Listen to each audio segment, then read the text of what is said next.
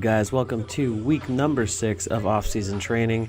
On this week, which is last week at the date of me recording this, I was scheduled to hit 3 sets of 5. Still using the safety squat bar, still using the Olympic shoes, still working with the wider stance. Goal here, just build some volume, work some straight sets in between my ascending sets of triples with wraps that are happening every other week. So this is kind of an interesting week here. If you pay attention to some of these sets, you can see the form ends up changing towards, I don't know, the freaking 8th or 10th working set here.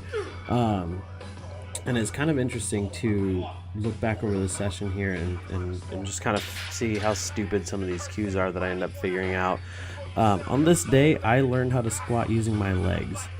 And as embarrassing as it is to admit, and as simple as you'd think that would be to just push with the legs, this was the first day I have ever intentionally pushed with my legs through the floor to squat the weight back up.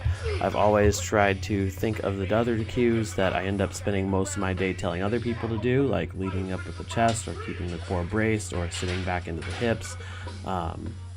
And those are all great cues, and for the average person that I work with, those are the ones that are the most important, because most of them sit in a desk, or they have weak hips, and they're quad dominant, or their posture is kind of funky.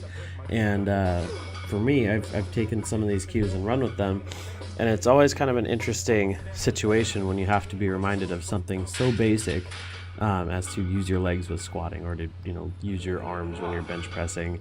But it was kind of really cool, because as I went through these sets here, and it wasn't until the pause squats, I was doing okay with them, but this is only 350, and this is moving pretty shaky.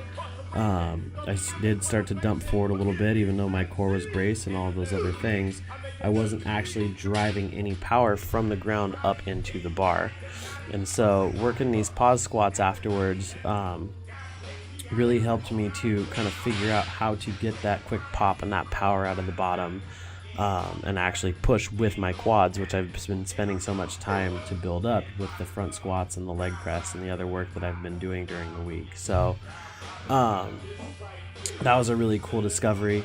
I've also been fighting with a little bit of patellar tendonitis in my right knee, left if you're watching the screen here, and you can see that foot, and it has in the past as well, but that foot has a tendency to want to turn out more than my other foot does, and it was causing some tracking issues that initially flared up back when I was still working with the high bar squats, just because I was having a hard time using that bar position with the closer stance that I was using, and I was getting a lot of uneven push between the two legs. So that caused some things to flare up that I've been working on to date. Now it is definitely a lot better than even in this video, and I was able to come back and have a nice productive squat session this week without any knee pain and also any asymmetrical weight shifting through the hips. So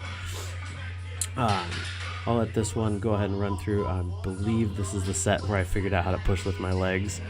Let's see. Yeah. So as you can see, this is I think this is right around 300, 305. My positioning holds really well, and I'm able to actually drive my head and back up into the bar, and just the amount of power that I get out of the bottom of the squat really made a huge difference.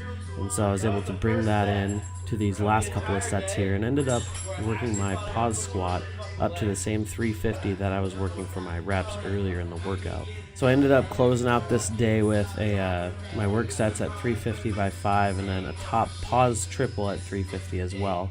And was really looking forward to the following week session, where I get to plug these same cues into my wrapped triples the following week. And spoiler alert, it went well. So I ended up following these with some direct hamstring work via some single leg hamstring curls and a good bit of core work using the ab wheel. I'll just let this last little bit of training footage roll through. So that is the end of the video. I hope that you enjoyed it. If you did, please like and subscribe to my channel. If you haven't done so already, be sure to connect with me on Facebook and Instagram, and more recently on the Chalk Talk podcast at www.chalktalk.tv. We're also on iTunes and Stitcher Radio, so be sure to check that out. We should have a lot of good information and just some good bullshitting between myself, Jeff Pearson, Adrian Larson, and Josh Larson. So as always, check out the gym, www.savagegym.com. That is it. You have a fantastic rest of your day.